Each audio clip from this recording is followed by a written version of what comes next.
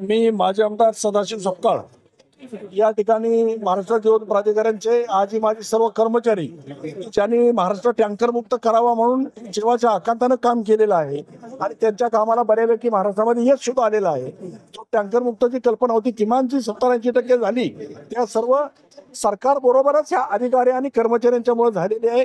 हे सरकारने मान्य करणं गरजेचं आहे आणि त्यांच्या ज्या मागण्याच्या संदर्भात मी अनायसे या ठिकाणी मंत्रालयामध्ये आलो होतो। मला कळलं आमचे सुरेश सपकाळ आमचे मित्रच आहेत, ते सुद्धा रिटायर अधिकारी आहेत आणि त्यांनी मला सांगितलं म्हणून मला या खात्याच्या संदर्भात जी आत्मीयता होती आणि ज्यावेळेला मी आमदार म्हणून किंवा त्या मंडळाचा सदस्य म्हणून काम करत होतो त्यावेळेला तुमचं सर्वांचं मला मोलाचं सहकार्य लाभलं म्हणून आम्ही महाराष्ट्र टँकर मुक्त करण्यामध्ये बऱ्यापैकी यश मिळवलं होतं। पण तुमच्या ज्या प्रलंबित मागण्या आहेत त्या वेळोवेळच्या सरकारनं मान्य केलेल्या मागण्या आहेत, त्या फक्त प्रशासकीय यंत्रणेच्या मार्फत कार्यवाही होत नाही म्हणून तुम्ही उपोषण केलेलं आहे। उपोषणाला मी पाठिंबा जाहीर करतोय आणि त्याबरोबरच मी मुख्यमंत्री आणि गुलाबराव पाटील पाणीपुरवठा मंत्री यांना मी आपलं म्हणणं माझ्या पत्राद्वारे तो आपल्या निवेदनाद्वारे आजच मांडतोय।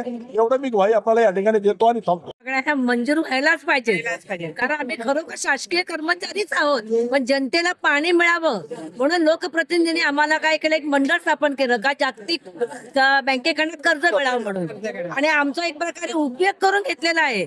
आम्हाला पेन्शन मिळते म्हणजे आम्ही कोणा शासकीय कर्मचारी आहोत, जे मंडळ आहेत त्याला पेन्शन मिळत नाही। सगळ्यात महत्वाचा प्रश्न म्हणजे आमचे जे पूर्वीचे अधिकारी कर्मचारी शासनात होते त्यांचा जो भविष्य निर्वाह निधीचा जो फंड आहे तो अद्यापर्यंत एजी कडे जमा आहे, त्याचं बजेट होतं दरवर्षी, त्याचं व्याज मिळतं आम्हाला। त्यामुळे एवढं सगळं असतं शासन आमच्याकडे दुपट्टी भूमिका का ठेवते, का आम्हाला शासनामध्ये विलीन करून घेत? आम्ही शासन कर्मचारी आहोत, दायित्व त्यांनी 17 मध्ये स्वीकारलेलं आहे, याचा आता ते मान्य करतात ना की आम्ही शासकीय कर्मचारी आहोत। म्हणजे आमच्या बाबतीत काय होतं आणि ह्याच्यात बोलण्याचं सगळ्यात महत्वाचं काय, प्रशासनामध्ये अधिकारी दोषमय बदल करतात त्याप्रमाणे त्यांचे ते काय करतात मतं मांडतात आणि त्याला वेगळी फाटा फोडून आम्हाला काय करतात वंचित केलेलं त्यांनी, आणि त्यांनी असं करू नये आणि आम्हाला शासनात विलीन करून करावी आमची शासनाकडे मागणी आहे।